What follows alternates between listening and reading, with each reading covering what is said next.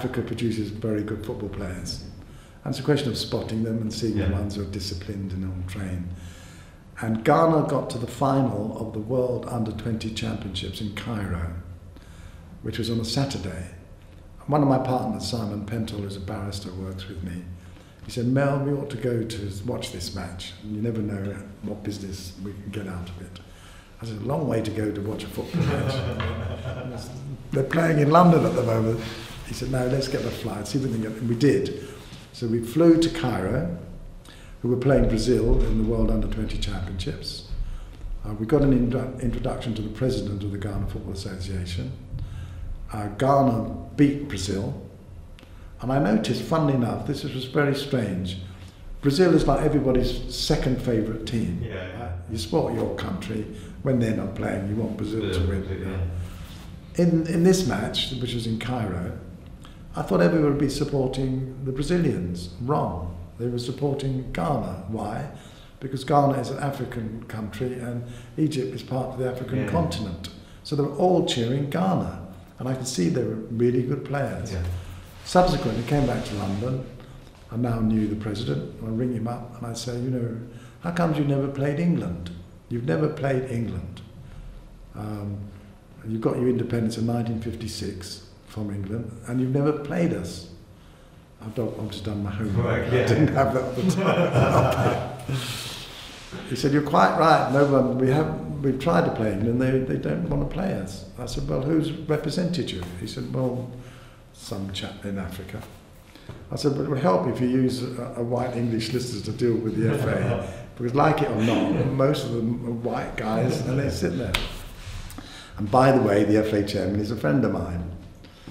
So he said, well, I'll give you a mandate for 6 months if you can arrange the fight. We've been trying for 56 years to play them and failed.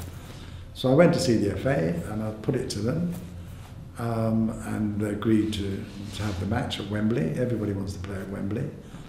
And they said to me, how many tickets do the Ghanaians want? I said, we'll take all of them. They said, what are you talking about? France played here a little while ago, and they only sold about 15,000 tickets, and they're world champions. I said, oh, that's France. People here don't like the French players. But the Ghanaians are very funny people, and they're nice people. And there's 350,000 Ghanaians in London. I looked that up as well. I said, we'll take all the tickets you can get. Take all the tickets you can sell us. Don't worry about sales. You will be sold out. They played England played Ghana at Wembley. It was a complete sellout, 85,000 people. The quickest ever selling friendly at Wembley. It was a 1-1 draw, although Ghana were the better team. Unsurprisingly. And that shirt over there is what they wore in the match, and it's autographed by the whole team. Final thing, one of the nicest things ever happened to me was in that match. I had one of these passes which enabled me to go anywhere. So I didn't really, including the Royal Box. It was really nice, but I actually wanted to be in the dressing room with the players. So after the match, I wander into the dressing room. Mark Lessian is there. So he doesn't know me, so I introduced myself, and I said, my name is... And before I could finish the sentence, he said, we know who you are, you're Mel Goldberg. I said, how do you know that? He said, everybody in Ghana knows who you are. You've arranged this match, haven't you? So, I mean, this is a guy who I really admire. I've watched him as a fantastic player, and he had heard of me, like nobody, and I thought, man, he's amazing. He may not remember it, but I won't forget that. It was just a very special moment. I've had lots of special moments.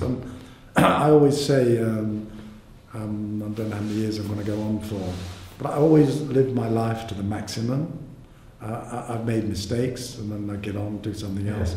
I never want to pass away and say, I wish I had done that.